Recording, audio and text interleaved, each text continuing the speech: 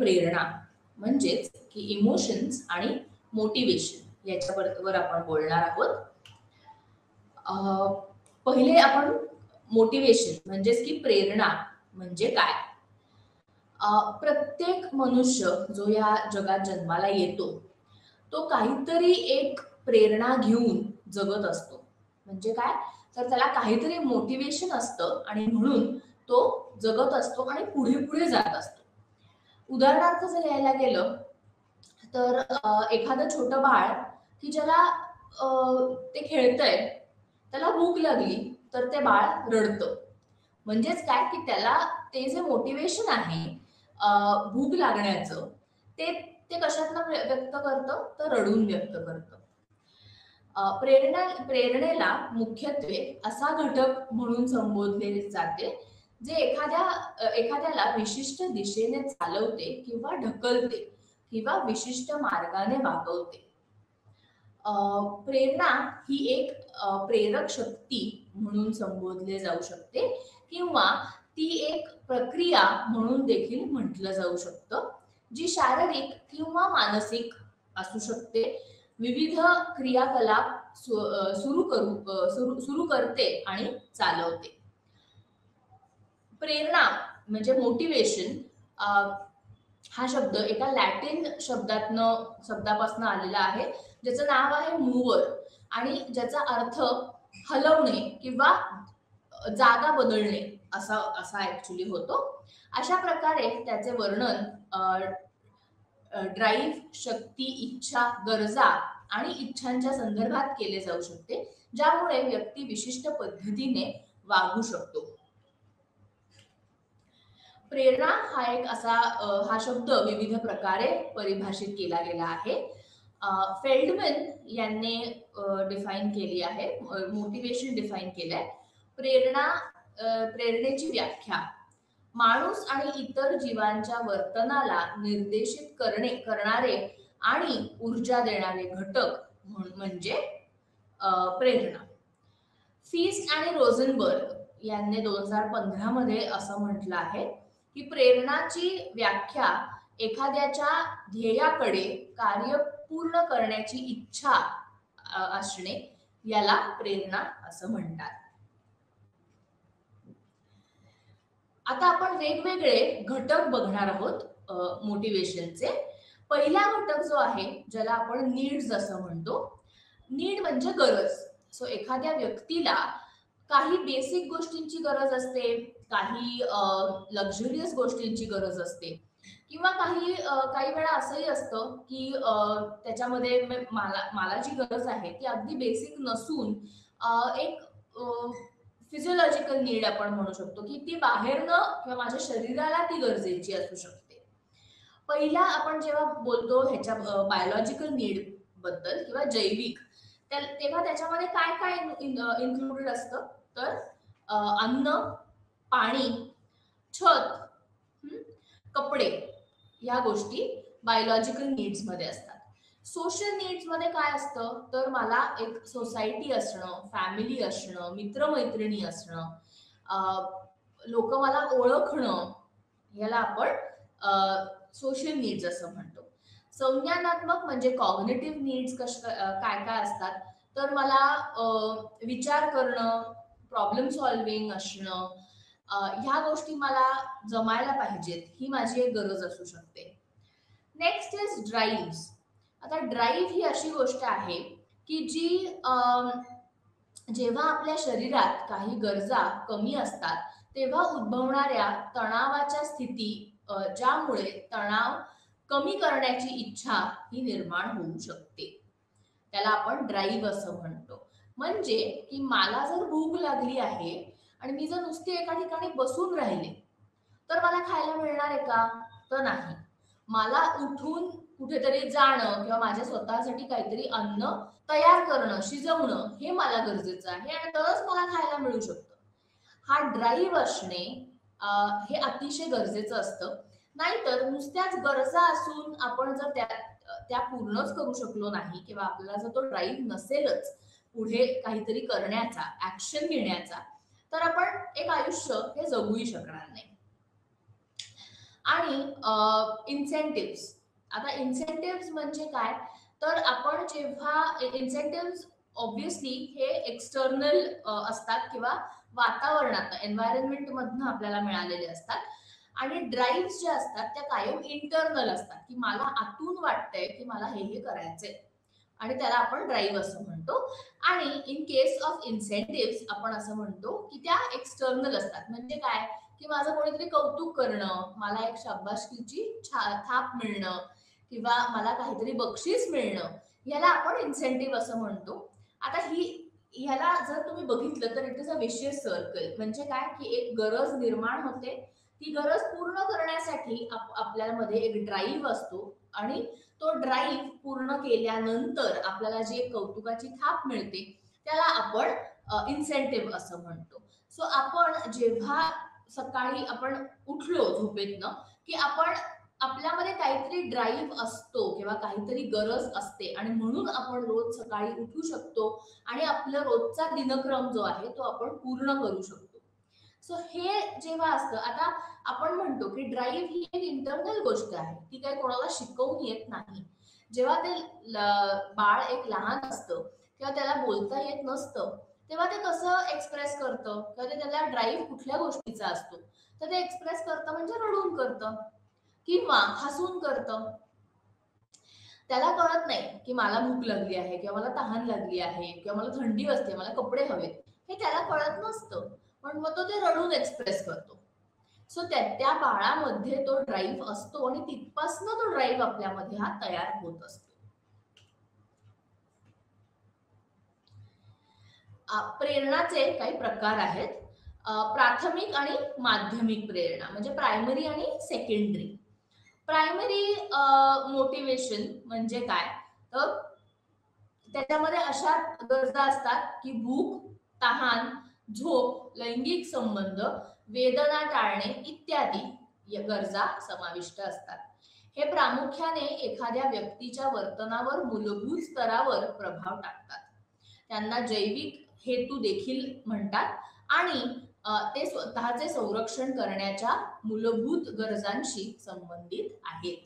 So primary needs ह्या motivation हे असं मोटिवेशन आहे की ज्याच्यामध्ये तुमच्या बेसिक गरजा पूर्ण होतात, आणि प्रत्येक व्यक्ती हा स्वतःला एक प्रिझर्व करू शकतो त्या ह्याच्यामध्ये. सो त्या वातावरणामध्ये, ज्याला आपण प्रायमरी मोटिवेशन असं म्हणतो. सेकंडरी मोटिवेशन असतं की जे आपल्यामध्ये तयार होतं किंवा निर्माण होतं, त्याला आपण सेकंडरी मोटिवेशन असं म्हणतो. दुय्यम प्रेरणांना शिकलेली प्रेरणा म्हणून संबोधले जाऊ शकते, आणि ते वैयक्तिकरित्या भिन्न असू शकतात. ते एखाद्याच्या व्यक्तिमत्वाची वैशिष्ट्ये आणि मूल्य प्रणालीशी संबंधित आहेत. दुय्यम प्रेरणाशी संबंधित 3 मानसिक गरजा आहेत. डेव्हिड मॅक्लेलँड यांनी त्या दिलेल्या आहेत. त्या म्हणजे अचीवमेंट, म्हणजे संलग्नता, शक्तीची आवश्यकता, आणि ज्याला आपण पॉवर असं म्हणतो. बेसिकली 3 गोष्टी आहेत, अचीवमेंट, अफिलिएशन आणि पॉवर, ज्या डेव्हिड मॅक्लेलँड यांनी मांडलेल्या आहेत. त्या आपल्या सेकंडरी मोटिवेशन असतात, आणि ह्या 3 बेसिक गरजा जेव्हा एखाद्या व्यक्तीमध्ये निर्माण होतात, तेव्हा तो व्यक्ती हा सेकंडरी मोटिव्ह त्याचे यूज करण्याचा प्रयत्न करतो. नेक्स्ट इज एक्सट्रिन्सिक आणि इंट्रिन्सिक मोटिवेशन. आता शब्दच आपल्याला शब्दातनच कळू शकतं, बाह्य आणि आंतरिक प्रेरणा. बाह्य प्रेरणा म्हणजे काय, व्यक्ती बाहेरून येणारी प्रेरणा, आणि सहसा पुरस्कार आणि स्तुती यांचा समावेश होतो, अशी व्याख्या केली जाऊ शकते. बाह्य प्रेरणांची उदाहरणं म्हणजे बक्षीस, प्रशंसा, पैसा, अभिप्राय इत्यादी. अशा प्रकारे त्या व्यक्तीमध्ये व्यक्ती बाहेरील काहीतरी असू शकतं. असे प्रेरक समाधान किंवा आनंद देतात, जे उपक्रम किंवा कार्य देऊ शकत नाही.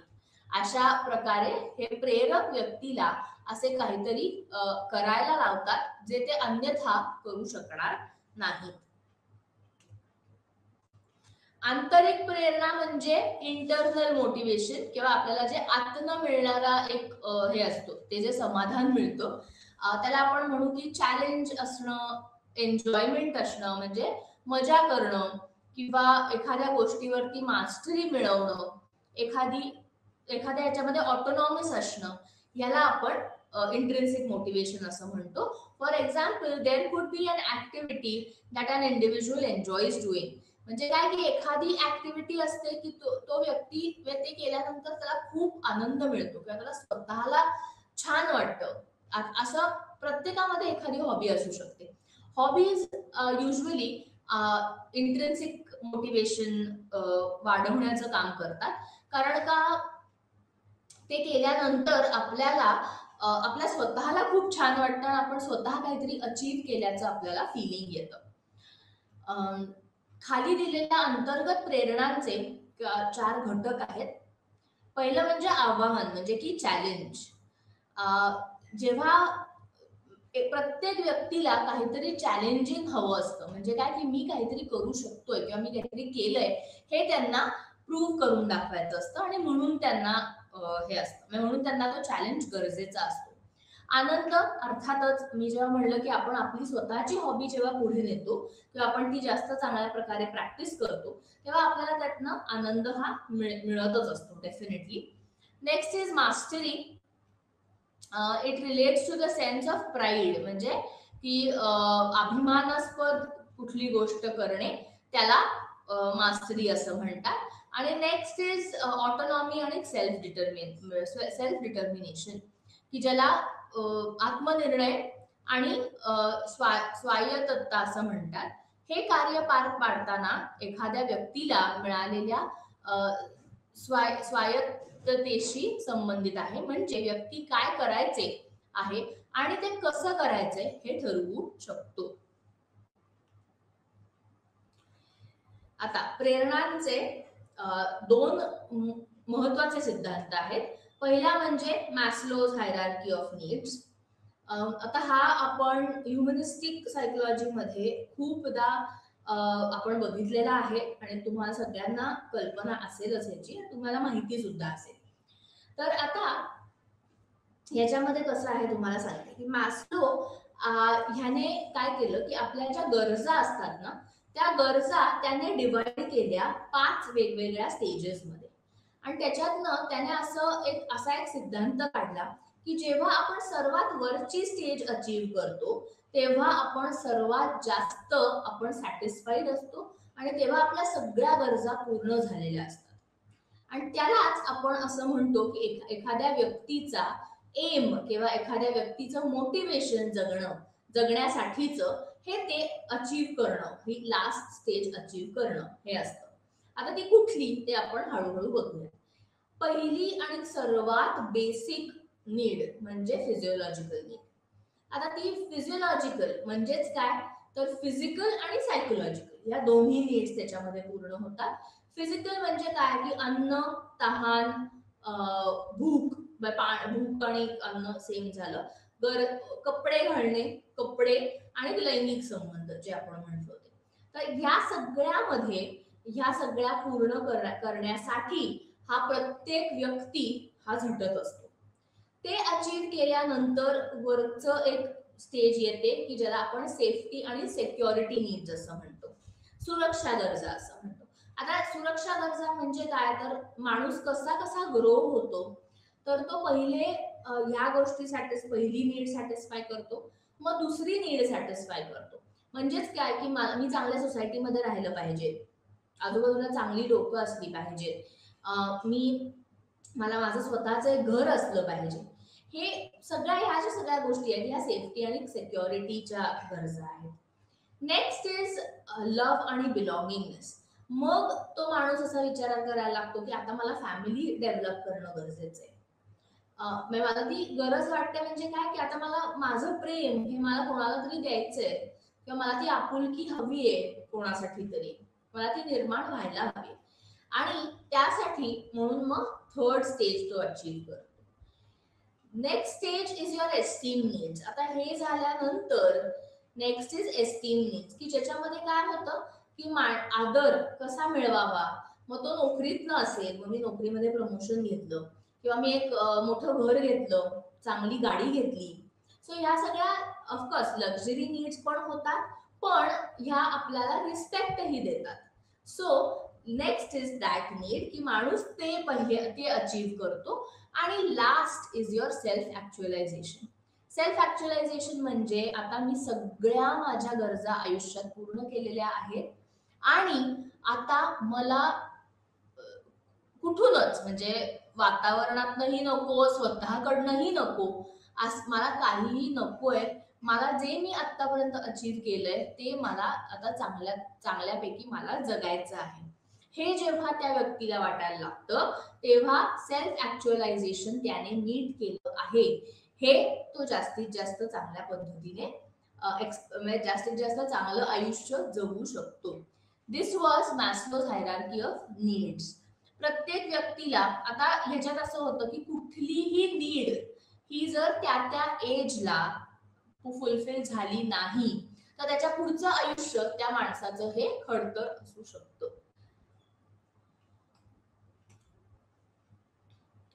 Next is optimal arousal theory किंवा ज्याला आपण इष्टतम उत्तेजना सिद्धांत असं म्हणतो. ऑप्टिमल अराउजल थिअरी ही अशी एक थिअरी. आता ऑप्टिमम म्हणजे काय की मी जास्तीत जास्त माझा म्हणजे इंट्रिन्सिक माझे मोटिव्स किंवा हे जे आहेत ते मी जास्तीत जास्त पुटफोर्थ केले आहेत, त्याला आपण ऑप्टिमल असं म्हणतो. ऑप्टिमम अराउजल म्हणजे की थ्रिल सिकिंग बिहेवियर, की मला काहीतरी खूप भारी करायचंय किंवा मला काहीतरी करून दाखवायचंय. हे जेव्हा त्या व्यक्तीमध्ये डेव्हलप होतं तेव्हाच तो माणूस चांगला परफॉर्म करू शकतो. आपण जे म्हणतो की एखाद्या व्यक्तीला आपल्याला पुश करायला लागतं किंवा त्याला त्याची एक जाणीव करून द्यायला लागते की कमॉन म्हणजे तुला हे जमणार आहे किंवा तू हे करायचंच आहेस, तुला ह्याच्यातनं पुढे जायचंच आहे, तुला हे मिळवायचंच आहे. तर जोपर्यंत ती जिद्द आणि जोपर्यंत ते एक तो फोर्स इंटरनल मोटिवेशन जोपर्यंत येत नाही तोपर्यंत त्या व्यक्तीचा परफॉर्मन्स हा तितका अप टू मार्क होत नाही. आता ह्याच्यात ऑफकोर्स असं असतं की मोटिवेशन खूप कमी असणं आणि अराउजल खूप कमी असणं आणि खूप जास्त असणं हे दोन्ही चांगलं नसतं परफॉर्मन्ससाठी. ऑप्टिमम अराउजल लागतो म्हणजे जेवढा गरजेचं आहे तेवढाच अराउजल असणं. That gives you maximum results. आता ही जी थिअरी हा जो सिद्धांत आहे हा येर्केस आणि डॉर्सन यांनी 1908 मध्ये केलेल्या कार्यावर आधारित आहे, ज्याला येर्केस डॉर्सन कायदा असं संबोधले जाते. हे उत्तेजन पातळी आणि कामगिरी यांच्यातील संबंध स्पष्ट करते. जेव्हा आपण माफक प्रमाणात उत्तेजित किंवा उत्साही असतो आणि कमी आणि उच्च उत्तेजना किंवा ऊर्जा पातळी दोन्ही खराब कार्यप्रदर्शनास कारणीभूत असतात तेव्हा आम्ही सर्वोत्तम कार्य करतो. म्हणजे काय की आपण जेव्हा हाय अराउजल असेल किंवा एनर्जी लेवल्स खूप हाय असतील तर परफॉर्मन्स हा खूप कमी होतो. पण जर या दोन्ही गोष्टी ऑप्टिमम असतील की जेवढ्या गरजेच्या आहेत तेवढ्याच असतील तेव्हा परफॉर्मन्स हा कायमच खूप चांगला असतो. आता येर्केस डॉर्सन यांचा जो लॉ आहे त्याच्यामध्ये दोन गोष्टी आपण लक्षात ठेवायच्या आहेत. एक म्हणजे उत्तेजित पातळीमधील वैयक्तिक फरक आणि कार्याची अडचण पातळी. ऑफकोर्स आपण जेव्हा असं म्हणतो की मोटिवेशन गरजेचं आहे, अराउजल गरजेचं आहे, तेव्हा इंडिव्हिज्युअल डिफरन्स हा प्रत्येकामध्ये असतो. एकच काम करायला एखाद्या व्यक्तीमध्ये खूप जास्त अराउजल असेल, एखाद्या व्यक्तीमध्ये काहीच अराउजल नसेल. सो ह्या दोन एक्स्ट्रीम्स आपण टाळायला पाहिजेत. कार्याची अडचण पातळी, कुठलाही टास्क हा एखाद्या व्यक्तीला तो खूप सोपा वाटू शकतो, एखाद्या व्यक्तीला अवघड वाटू शकतो. सो हे जेव्हा होतं तेव्हा आपण हे लक्षात ठेवायला पाहिजे की परफॉर्मन्स हा तिथे मार खाऊ शकतो.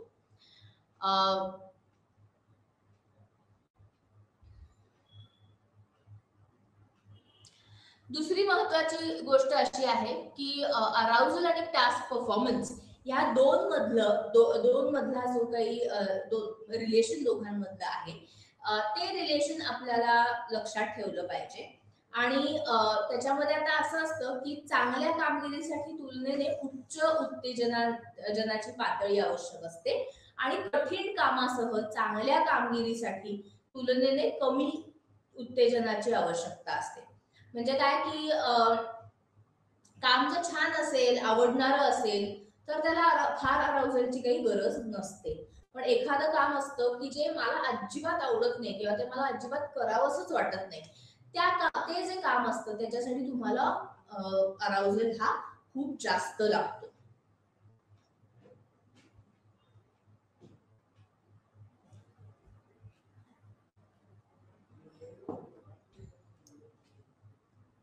इंट्रेन्सिक आणि एक्सट्रिन्सिक, आंतरिक आणि बाह्य प्रेरणा ही आपण वाढवणार कशी? आव्हाने निर्माण करणे, चॅलेंजेस निर्माण करणे. आता आपण जेव्हा असं म्हणतो की आपल्याला अराउझल पाहिजे, तेव्हा ते अराउझल कसं मिळू शकतं? जर काहीतरी आपल्यासमोर चॅलेंजिंग असेल तर, किंवा मला जर असं वाटलं ओके ओके मी ह्याच्यात काहीतरी खूप भारी करू शकते आणि माझं बाहेर कौतुक होऊ शकतं, तरच मी ती गोष्ट करेन. अदरवाईज माझ्यासाठी तर ती गोष्ट फारच फालतू असेल की अरे हे काय आहे, कोणीही करू शकतं, मग मी कशा लोकच माझी एनर्जी घालू. हा एक त्यामागचा विचार असू शकतो. Providing autonomy. ऑटोनॉमी मी जे म्हणलं तसं की मी स्वतःचा विचार करून स्वतः काहीतरी त्यातनं पुढे जाणं किंवा डेव्हलप करणं हे खूप गरजेचं असतं. एलिसिटिंग क्युरिओसिटी म्हणजे कुठलंही काम करताना क्युरिओसिटी आपल्यामध्ये तेवढीच गरजेची आहे. म्हणजे कुतूहलता की अरे हे मी केलं तर काय होईल, यातनं काय होईल, हा मी विचार करणं किंवा त्यामध्ये मला तेवढी एक्साइटमेंट वाटणं हे सुद्धा तितकंच गरजेचं असतं. सहकार्य आणि स्पर्धा, कोऑपरेशन आणि कॉम्पिटिशन. आता या दोन गोष्टी अशा आहेत की आपण कुठलीही गोष्ट जेव्हा प्रूव्ह करायला जात असतो तेव्हा आपण एकटेच तिथे नसतो, तर आपल्या बरोबरीने अजून बरीच जण असतात की ते सुद्धा तेच करत असतात की कारण त्यांनाही स्वतःला प्रूव्ह करायचं असतं. पण आपण त्यांच्याशी नीट कोऑपरेट करणं आणि तेवढीच आपण कॉम्पिटिशन ठेवणं. कारण का तर कॉम्पिटिशन नसेल तर माझ्यामध्ये मोटिवेशनच निर्माण होणार नाही काही करायचं. सो जर मोटिवेशन निर्माण व्हायला हवं असेल तर तेवढं कॉम्पिटिटिव्ह स्पिरिट असणं आणि नेचर असणं हेही तितकंच गरजेचं आहे.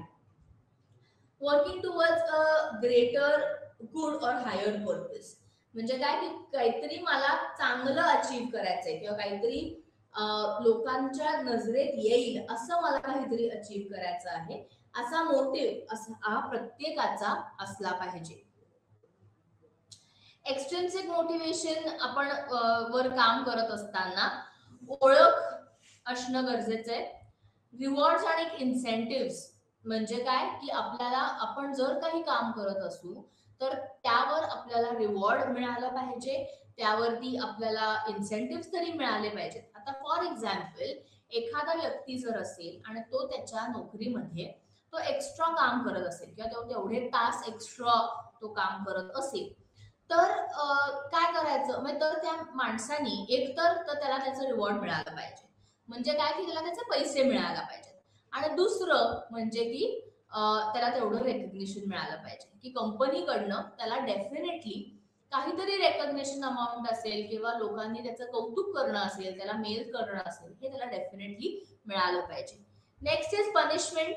आपल्याकडनं जर काही चुकलं तर आपल्याला त्याची शिक्षा मिळणं हेही तितकंच महत्वाचं असतं.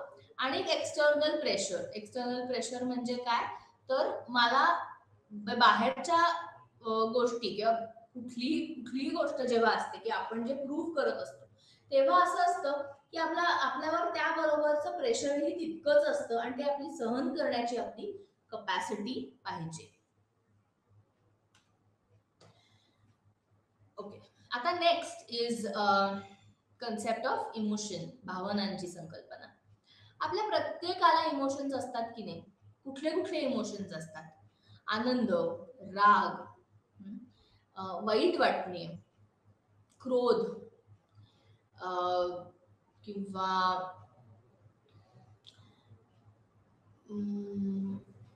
दया येणे, empathy, sympathy, these are all emotions की जे आपल्यामध्ये सगळ्यांमध्येच असतात आणि आपण ते त्या त्या पर्टिक्युलर सिच्युएशन प्रमाणे आपण ते तसे तसे इमोशन्स एक्सप्रेस करत असतो.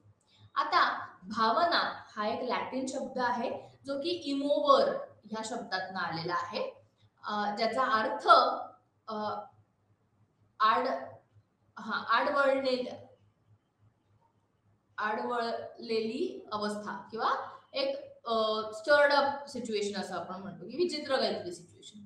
भावनांच्या विविध व्याख्या आहेत ज्या खालीलपैकी मी दोनच इथे डिस्कस केलेल्या आहेत. फिस्ट अँड रोझनबर्ग यांनी भावनांची व्याख्या केली. व्यक्तिगत अर्थपूर्ण परिस्थितीच्या प्रतिसादात होणारे चेतना, अनुभव आणि शरीर विज्ञानातील संक्षिप्त तीव्र बदल अशी केलेली आहे. फेल्डमॅन यांनी इमोशनची व्याख्या दिलेली आहे. भावना ज्यामध्ये सामान्यतः शारीरिक आणि संज्ञानात्मक दोन्ही घटक असतात आणि ते वर्तनावर प्रभाव पाडतात अशी भावना परिभाषित करतात. So, feeling that generally have both physiological and cognitive elements and that influence behavior. So, प्रत्येक भावना जी असते त्यातनं आपलं वागणं हे बदलत असतं. एखादा व्यक्ती ज्याबद्दल मला खूप आदर आहे त्याच्याशी मी बोलणं आणि वागणं, आणि एखादा व्यक्ती ज्याबद्दल मला काहीच वाटत नाही, मला इनफॅक्ट माझ्या मनात त्या व्यक्तीबद्दल खूप राग आहे, त्याच्याशी मी बोलणं आणि वागणं किंवा त्या व्यक्तीबद्दल माझी भावना काय असं विचारल्यानंतर दोन एक्स्ट्रीम उत्तरं येणं हे अपेक्षितच असतं. आणि म्हणून आपल्यामध्ये जी भावना आहे त्या भावनेप्रमाणेच आपण वागत असतो.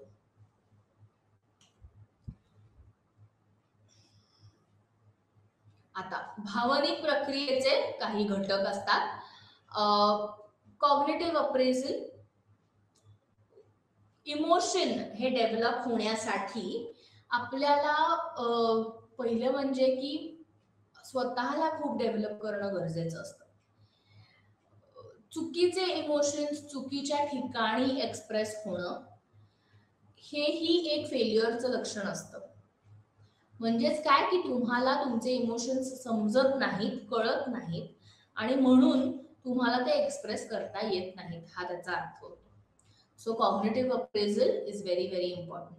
Next is subjective experience. आता प्रत्येक व्यक्तीला आयुष्यात चिक्कार अनुभव त्याचे येऊन गेलेले असतात आणि म्हणून आपण असं एक उदाहरण घेऊयात की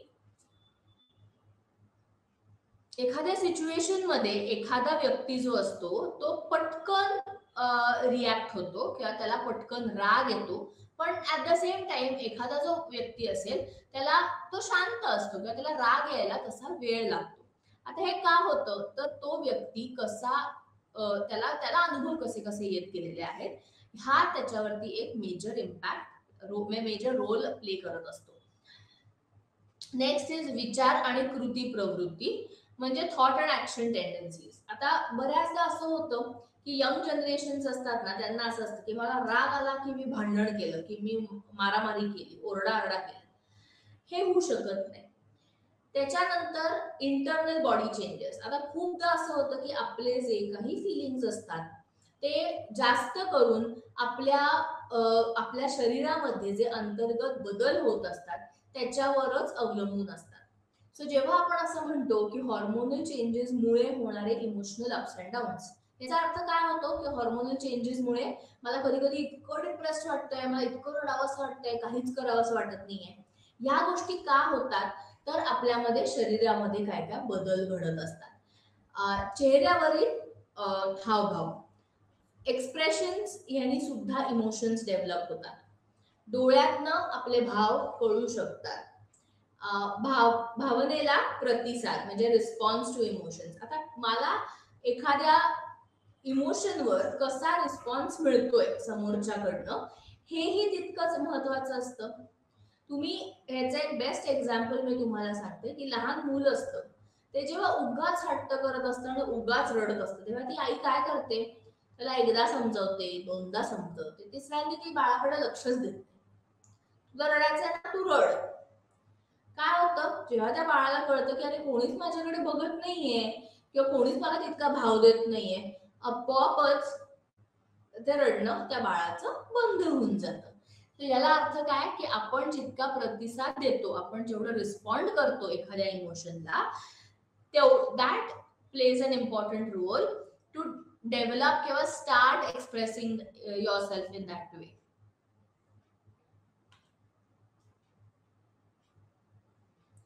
भावनांचे काही प्रकार आहेत की जे आपण आता बघणार आहोत.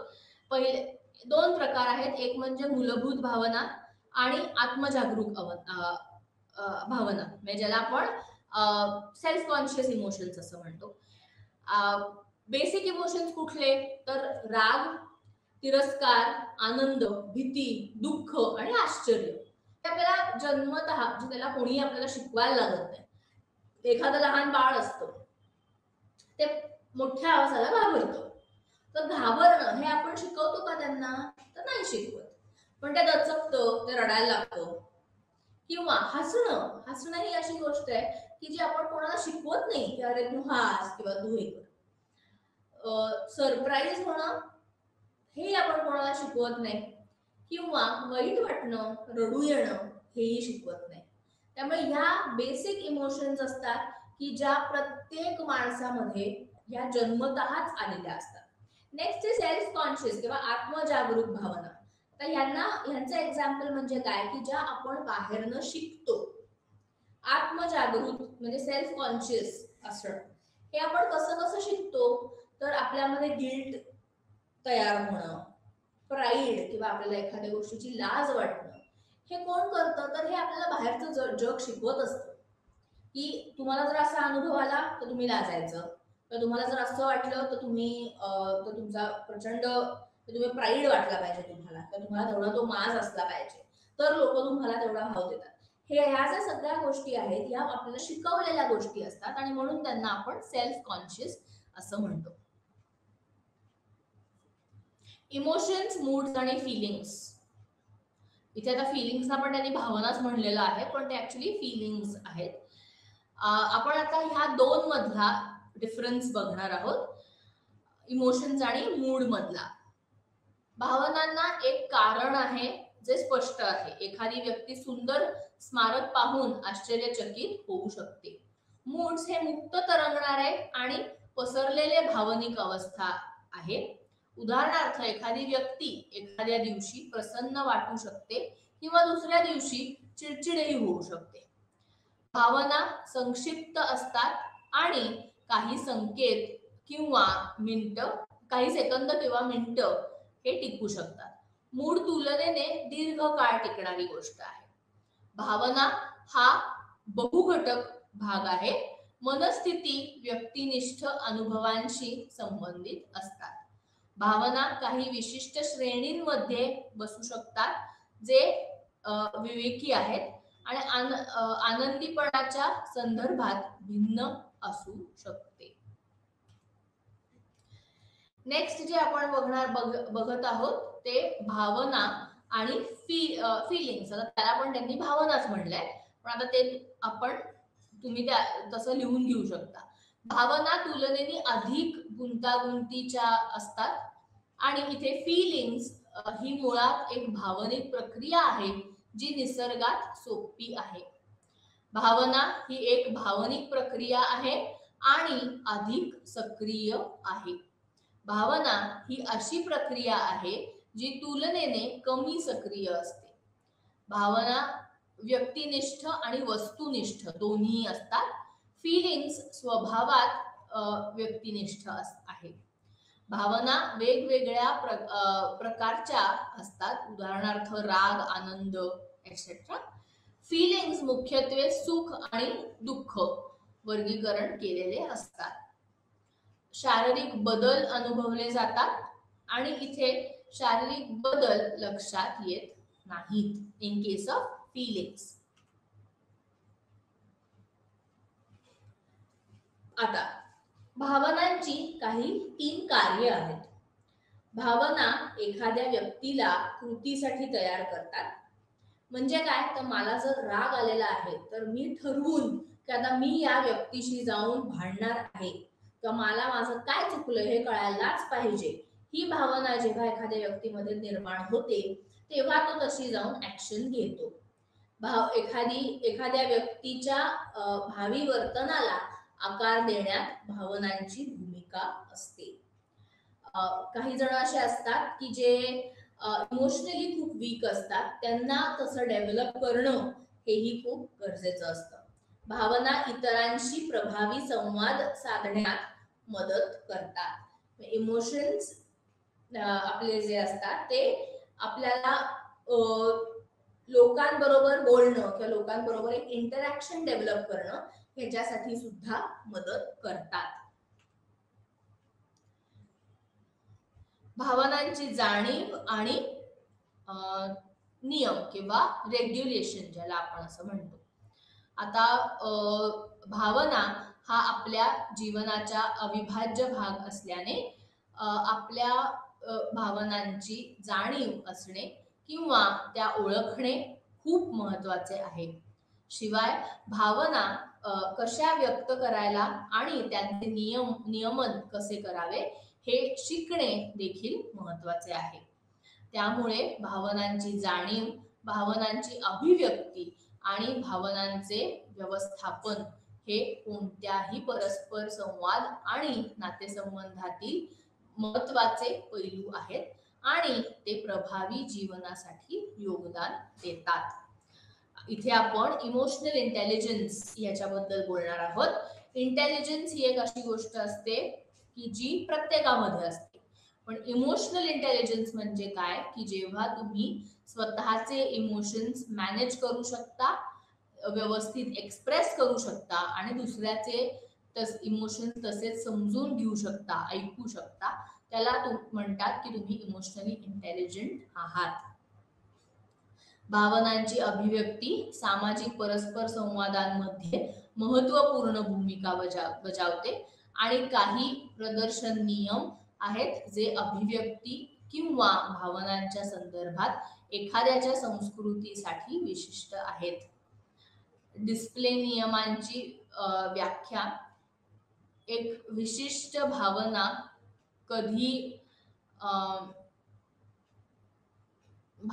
कधी कोणाला आणि किती जोरदारपणे दर्शविल्या जाऊ शकतात हे दर्शविणारा एक सांस्कृतिक विशिष्ट नियम म्हणून परिभाषित केला जाऊ शकतो.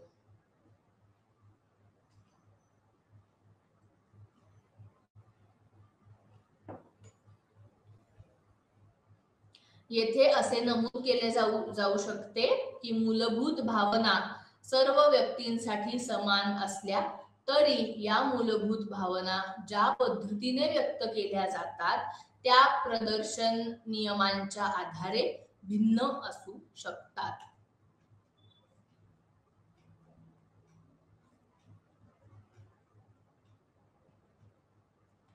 स्वतःच्या आणि इतरांमधील भावनांना जाणून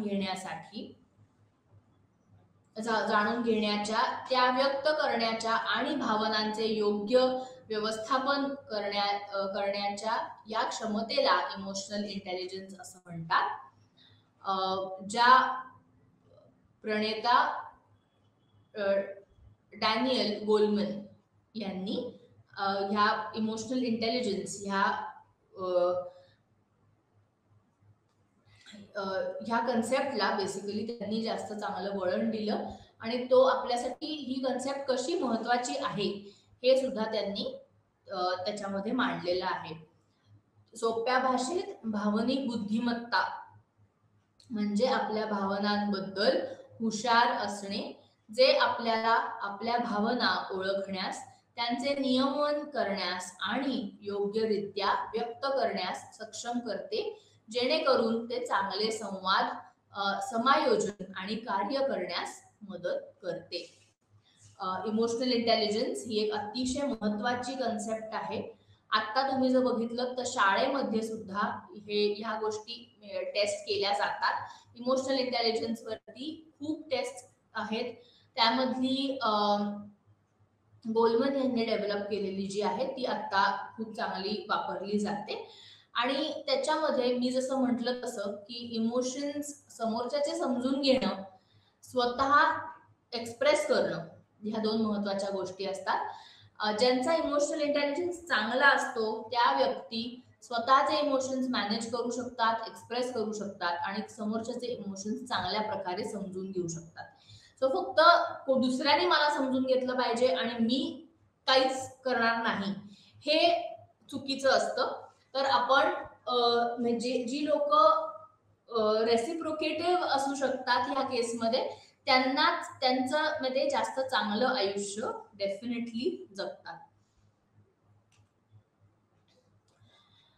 भावना आपल्या आंतरिक जगाचे आणि इतरांशी असलेल्या आपल्या नातेसंबंधांचे प्रतिबिंब आहेत. म्हणूनच भावना जाणून घेणे आणि नंतर त्याचे नियमन करणे हे अतिशय महत्वाचं आहे. भावनिक स्वनियमन त्या प्रक्रियेला संदर्भित करते, ज्याद्वारे एखादी व्यक्ती विचारशील परस्पर संवादात व्यस्त राहण्यासाठी एखाद्याच्या भावनिक प्रतिसादांना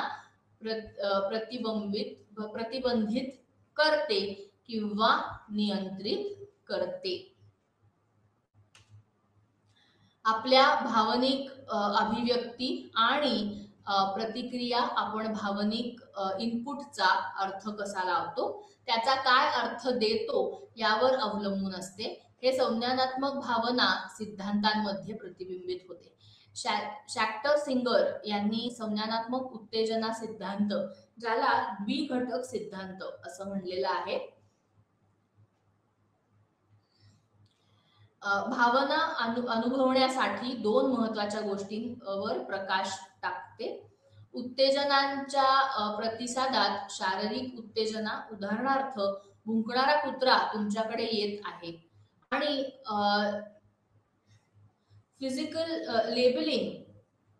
लेबलिंग पर्यावरणीय संकेतांवर आधारित उत्तेजना किंवा संज्ञानात्मक मूल्यांकन किंवा एन्व्हायरमेंटल क्यूज. संज्ञानात्मक मूल्यांकन म्हणजे काय, तर एन्व्हायरमेंटल क्यूज. आता इथे आपण जेव्हा असं म्हणतो की इमोशनल एक्सप्रेसिंग इमोशन्स ही एक अतिशय महत्वाची गोष्ट असते, त्याच्यात आपण काय बघत असतो, तर जेव्हा आपल्याकडे एखादा व्यक्ती येतो तेव्हा आपण त्या व्यक्ती तो व्यक्ती जे आपल्याला सांगतोय ते आपण कसं एक्सप्रेस करू शकतो हे आपण त्याच्यामध्ये बघत असतो. आणि आता फॉर एक्झाम्पल मी तुम्हाला सांगते की एखादा मुलगा त्याच्या आईकडे गेला आणि त्याला सांगितलं की मला कमी मार्क मिळाले आजच्या ह्याच्यात. तर ती आई जर अशी रिॲक्ट झाली की ती चिडली, ओरडली, त्याला फटके दिले किंवा मारलं, तर तो मुलगा पुढच्या वेळेस येऊन तो सांगेल का खरं की मला कमी मार्क मिळाले म्हणून? मग अशा केसमध्ये काय होतं की ती मुलं हळूहळू आपल्या आई वडिलांपासून लपवायला लागतात गोष्टी, की जिथे त्यांना असं माहिती असतं की जाऊ दे, मला ह्यातनं काहीतरी हे मिळणार आहे, म्हणजे काय, मला कोणीतरी ओरडणार आहे किंवा रागवणार आहे, मला ह्यातनं मार बसणार आहे, मग तिथे मी हे बोलतच नाही, मी काही सांगतच नाही. अशी जेव्हा सवय त्या मुलांना लागते तेव्हा ती मुलं जेव्हा मोठी होतात तेव्हा सुद्धा ते तेच फॉलो करायला लागतात, किंवा तेव्हाही ते तेच म्हणतात की अरे नको, मग जाऊ दे, मी बोलतच नाही किंवा मी सांगतच नाही. आणि मग पुढे जाऊन आई वडिलांना असं वाटतं की अरे हा मुलगा माझ्याशी कधी बोललाच नाही किंवा त्यांनी मला कधी विश्वासात घेऊन सांगितलंच नाही. पण तो एक इन्सिडेंट की जेव्हा तुम्ही तुमचे इमोशन्स एक्सप्रेस केले तेव्हा तो एक इन्सिडेंट सुद्धा पुरतो लहान मुलांना तेवढं टॅप करायला, तेवढं लक्षात ठेवायला. सो हे जेव्हा होत असतं तेव्हा आपण आई वडिलांनी म्हणा किंवा टीचर्सनी म्हणा हे खूप लक्षात ठेवलं पाहिजे की आपण त्या प्रकारे रिॲक्ट होणं, त्या प्रकारे रिस्पॉन्ड करणं हे खूप चुकीची गोष्ट आहे असं मला वाटतं. त्यामुळे ज्यांना स्वतःचे इमोशन्स हे व्यवस्थितरित्या एक्सप्रेस करता येतात किंवा ते जितक्या व्यवस्थितपणे त्यांना सांभाळता येतात तेवढं आपल्याला तेवढा जास्तीत जास्त आपण इमोशनली इंटेलिजंट आहोत असं आपण म्हणू शकतो.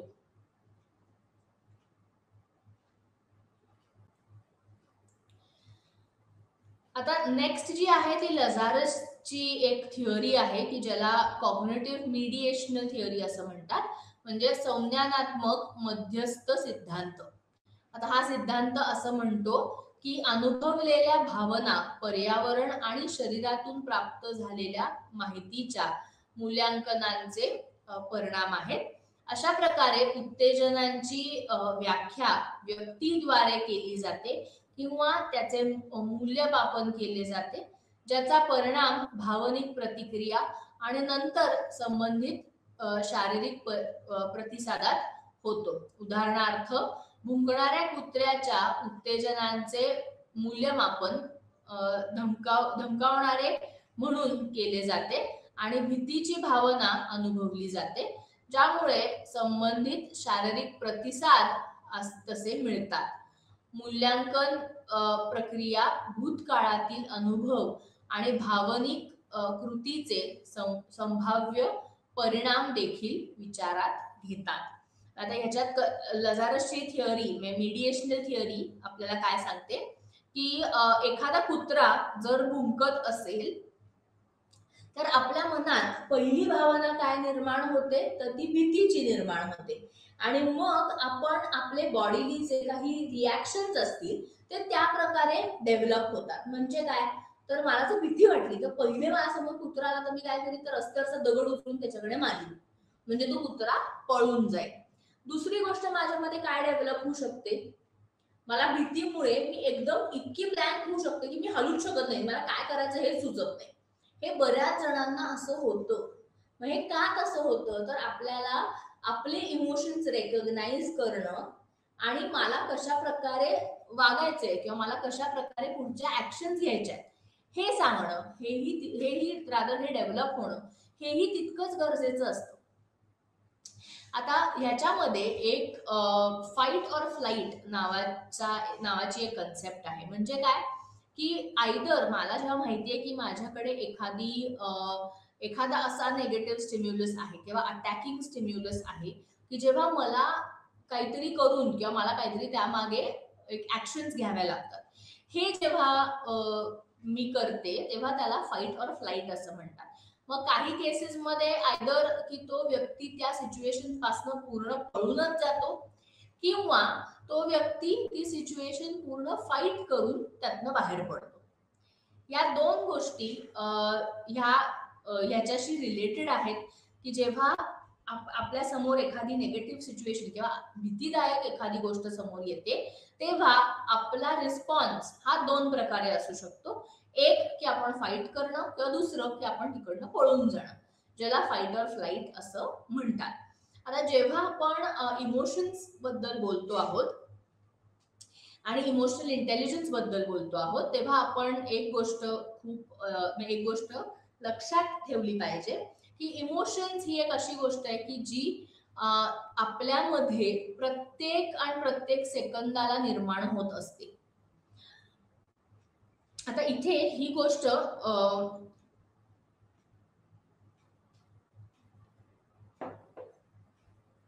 म्हणजे काय, तर मी तुम्हाला सांगते की आपण रोज इतकी लोक आपल्या अवतीभोवती असतात, आपण त्यांना बऱ्याच जणांना भेटतो, त्यांच्याशी बोलतो, आपल्या आजूबाजूला खूप गोष्टी घडत असतात आणि प्रत्येक गोष्टीवरती एक इमोशन हे असोसिएटेड असतं. प्रत्येक व्यक्तीशी रिलेटेड एक इमोशन हे असोसिएट होत असतं हळूहळू. आणि आपल्या ज्या रिॲक्शन्स येतात ते त्या रिॲक्शन्स ह्या इमोशनवर बेस्ड असतात. सो आपण जेव्हा असं म्हणतो की मला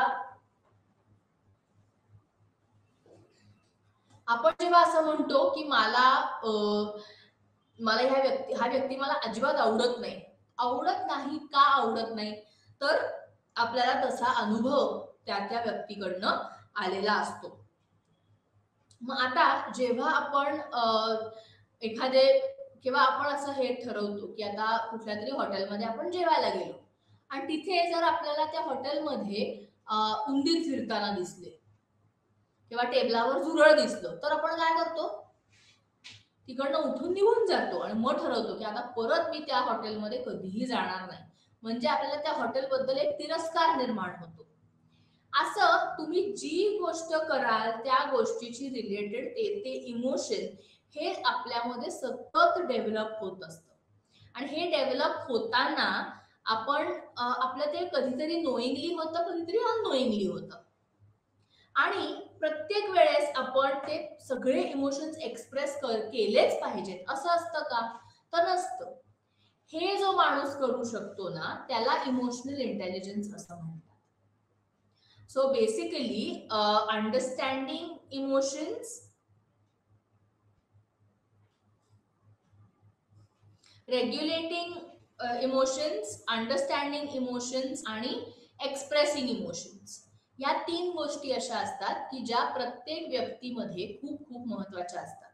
आणि तुम्ही जर बघितलं तर आता ज्या मोठमोठ्या कंपनीज असतात त्यांच्यामध्ये काय होतं, तर ते इंटेलिजन्स तर बघतातच, नॉर्मल इंटेलिजन्स, पण त्या बरोबरीने ते इमोशनल इंटेलिजन्सही बघतात. म्हणजे काय की एखादी डिफिकल्ट सिच्युएशन आली तर हा व्यक्ती ती मॅनेज करू शकेल का, ती हँडल करू शकेल का, का तो पॅनिक होईल, का तो स्वतः घाबरेल आणि मग त्याला ती गोष्ट कधी फेसच करता येणार नाही. सो हे का ते लोक आधी आपल्या आधीच कॅन्डिडेट सिलेक्ट करायच्या आधीच का ते ह्या गोष्टीवरती फोकस करतात, कारण त्यांना असा कॅन्डिडेट हवा असतो की जो इमोशनली इंटेलिजंट असेल आणि तो सगळ्या सिच्युएशन्स व्यवस्थित हँडल करू शकेल. ओके, नाउ हिअर आपण आता जे बोललो मोटिवेशन आणि इमोशन बद्दल, ते आपलं म्हणजे ते सेशन किंवा ते मॅटर हे आपलं संपलेलं आहे. आता आपण आता पुढे आता आपण जे बोलणार आहोत ते मी तुम्हाला एक आपण मूड्स, इमोशन्स आणि फिलिंग्स बद्दल बोललो, राईट?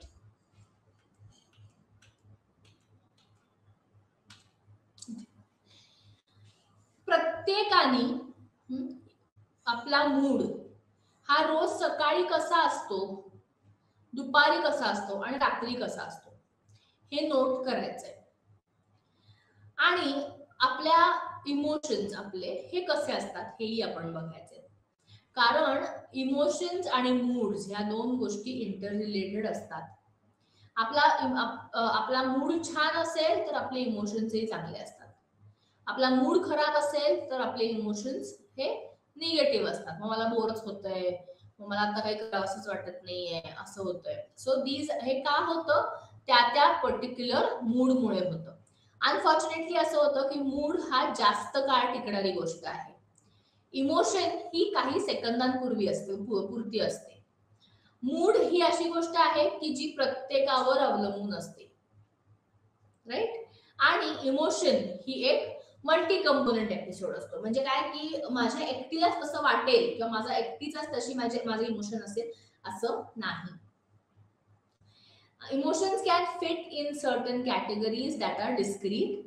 आणि मूड्स जे असतात काही श्रेणींमध्ये भावना या बसू शकतात. आणि moods may vary with great regards to pleasantness आणि अराउजल. मूड हा आपला त्या सिच्युएशन प्रमाणे बदलत असतो. मला जर आज असं वाटलं की मला एक छान मस्त कुठेतरी जायचंय फिरायला किंवा मला एक अशी छान राऊंड मारून यायचे, नेचर मध्ये जायचं आहे, तर मी काय करीन, तर मी गाडी काढीन आणि निघीन. तो माझा मूड असतो. पण तो मूड माझा जर फुलफिल झाला नाही तर होणारे इमोशनल आपण म्हणू की इमोशनल चेंजेस हे त्या मूडमुळे असतात. सो मूड आणि इमोशन या 2 गोष्टी ऑपोजिट असू शकतात. फिलिंग्स आणि इमोशन, आता फिलिंग आणि इमोशन यामधला फरक काय, तर फिलिंग ही अशी गोष्ट आहे की जी व्यक्तिनिष्ठ असते. म्हणजे काय की सब्जेक्टिव्ह असते, त्या व्यक्तीप्रमाणे ती फिलिंग्स बदलू शकतात. एखाद्या व्यक्तीबद्दल, एखाद्या मुलीबद्दल, एखाद्या मुलाला खूपच फिलिंग्स असतात, छान फिलिंग्स असतात, आणि एखादा मुलगा म्हणेल की शी मला नाही आवडली ती. फिलिंग असणं, 2 व्यक्तींचे फिलिंग्स एका व्यक्ती बरोबरचे हे विविध असू शकतात. सो इमोशन ही अशी गोष्ट आहे की जास्त कॉम्प्लेक्स असू शकते. फिलिंग ही एक खूप सिंपल गोष्ट आहे आणि ती पटकन निर्माण होऊ शकते. ओके.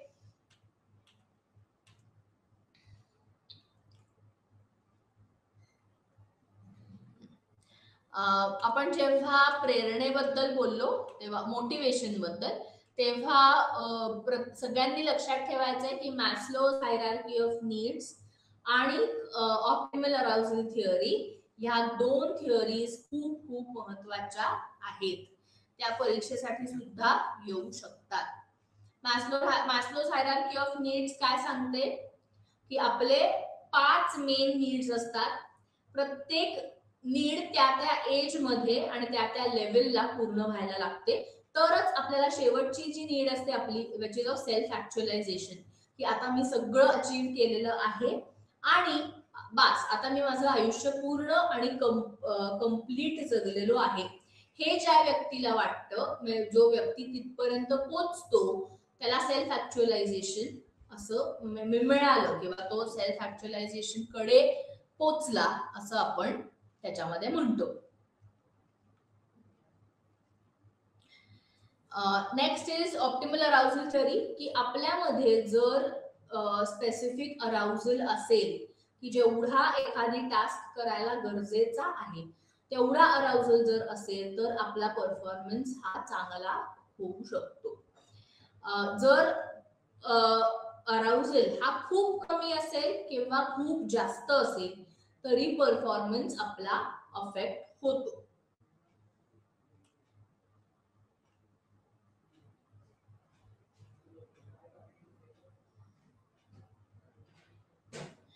नंतर आपण आंतरिक आणि बाह्य प्रेरणा या कशा वाढवाव्यात, म्हणजे इंटरनल आणि एक्सटर्नल मोटिव्स, हे आपण इंट्रिन्सिक आणि एक्सट्रिन्सिक मोटिव्स हे आपण कसे वाढवावेत ते आपण बघितलं, की ज्याच्यामध्ये आपण आंतरिक प्रेरणा वाढवण्याचे काही मार्ग बघितले आणि बाह्य प्रेरणा वाढवण्याचे काही मार्ग बघितले. ह्याच्यानंतर आपण भावना म्हणजे इमोशन म्हणजे काय हे आपण बघितलं, इमोशनच्या डेफिनेशन्स बघितल्या आणि त्याचे घटक बघितले, भावनिक प्रक्रियेचे काही घटक असतात ते आपण बघितले. मग आपण हे डिफरन्सेस बघितले. आता हे डिफरन्सेस सुद्धा परीक्षेसाठी येऊ शकतात, सो सगळ्यांनी त्याच्यावरती काम करायचं आहे. भावनांची काही कार्य असतात की आपल्याला जेव्हा इमोशन्स तयार होतात तेव्हा ते का आणि कसे तयार होतात हेही तेवढंच महत्वाचं असतं. भावनांची जाणीव आणि त्यांचे काही नियम असतात, ज्याच्यामध्ये आपण लाझारसचा सिद्धांत बघितला आणि इमोशनल इंटेलिजन्स ही कन्सेप्ट आपण त्याच्यामध्ये बघितली. सो आतापर्यंत आपलं जे काही ह्या युनिटमध्ये झालेलं आहे ते मी सगळं कव्हर केलेलं आहे. तुम्हाला जर काही डाऊट्स असतील तर तुम्ही डेफिनेटली मला मेल करू शकता आणि माझा मेल ID किंवा रादर मला कॉन्टॅक्टही करू शकता तुम्ही. ह्यामध्ये मोटिवेशन आणि इमोशन हा एक खूप महत्वाचा चॅप्टर आहे, तो सगळ्यांनी व्यवस्थित करायचा आहे. परीक्षेत तर येतो पण आपल्या डे टू डे लाईफ मध्ये सुद्धा हा इमोशन, मोटिवेशन आणि इमोशन ही एक महत्वाची गोष्ट आहे.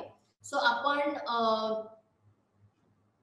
मोटिवेटेड राहणं ह्याच्यासाठी काय करू शकतो, इमोशन्स कसे जास्तीत जास्त चांगले मॅनेज करू शकतो हा प्रत्येकाने प्रयत्न करायचा आहे आणि